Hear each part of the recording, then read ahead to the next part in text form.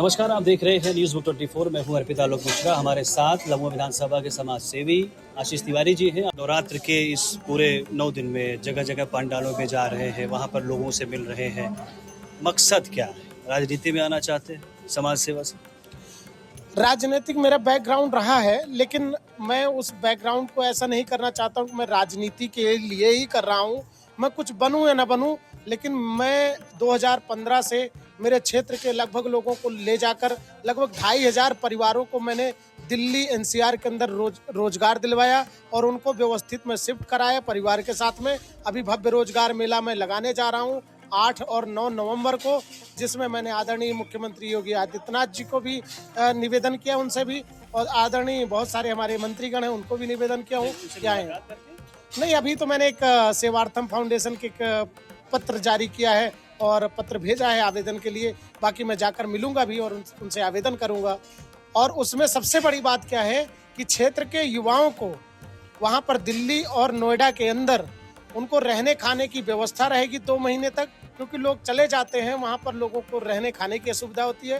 तो हमने अपनी तरफ से 2 महीने के रहने खाने की व्यवस्था की है। जब तक तनख्वाह नहीं आएगी तब तक हम उनके रहने खाने की व्यवस्था करेंगे। आपने भगवा पहना हुआ है, तिलक लगाया हुआ है, ये मान लें कि आप बीजेपी से मौका तलाश रहे हैं क्या?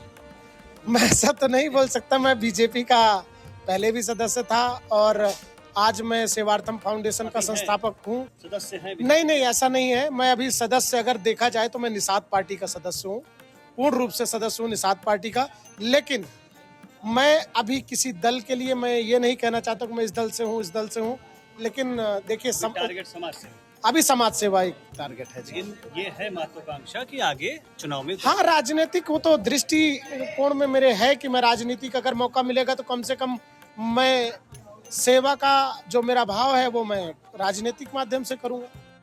एक लास्ट सवाल सेवार्थम फाउंडेशन को लेकर करते हैं। ये क्या फाउंडेशन क्या है, क्या काम करती है, इन सब के बारे में बताइए। सेवार्थम फाउंडेशन बेसिकली मैंने जरूरतमंदों की सेवा के लिए बनाया, क्योंकि समाज में बड़ी सारी एक कुरीतियां हैं कि जातिवाद, भेदभाव सब कुछ चलता है, लेकिन मैंने सेवा को सबसे बड़ा धर्म बनाकर सेवार्थम का एक निर्माण किया। और आज सेवार्थम फाउंडेशन के माध्यम से जरूरतमंदों को, कम सुनाई देने वालों को कान की मशीन का वितरण और मच्छर से बचने के लिए मच्छरदानी का वितरण और बरसात के अंदर तिरपाल लगाकर उनके टपकते हुए घर की सेवा करना, इस तरीके से बहुत तमाम समस्त सेवाएं चल रही है सेवार्थम फाउंडेशन।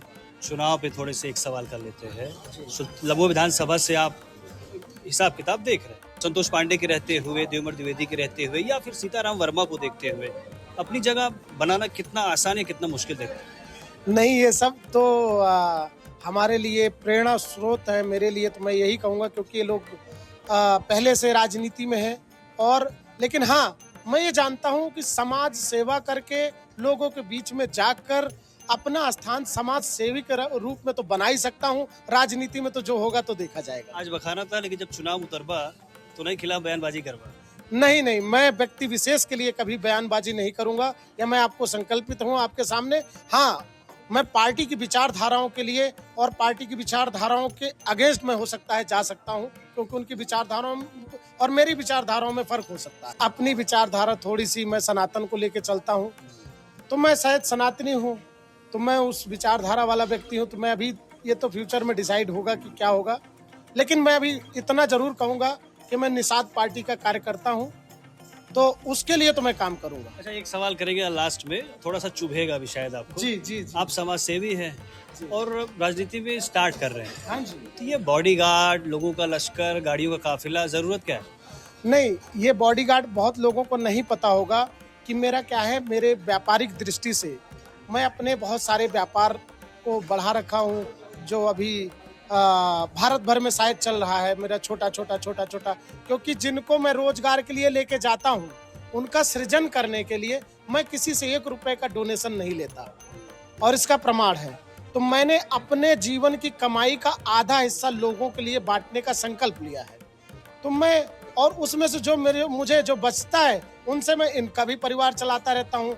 चाहे इसको लोग दूसरी दृष्टि से देखें तो ये एक भौकाल बोल सकते हैं, और एक दृष्टि से देखें तो ये भी मैं सेवा कर रहा हूँ।